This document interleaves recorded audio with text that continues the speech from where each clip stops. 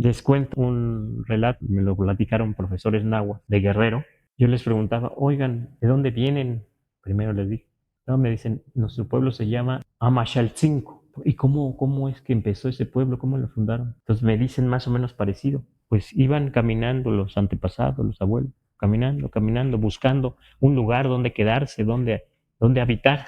En eso llegaron a un lugar que había un pastizal grande ya por la tarde, ya casi anocheciendo. Entonces se metieron a ese pastizal y como ya no les ya anocheció, dijeron, pues aquí vamos a quedarnos.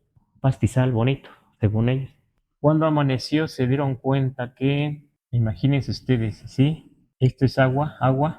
Ellos estaban aquí, a punto de llegar al agua aquí, donde se bifurca el agua. Pero para ellos eso, no se dieron cuenta del agua todavía, cuando era de noche, y que cuando despertaron, se levantaron, dijeron, vieron, se dieron cuenta de agua por aquí, agua por allá, casi como una isla, ¿no? Y entonces dijeron, aquí vamos a quedar. Y por eso le pusieron a Mashalcinco.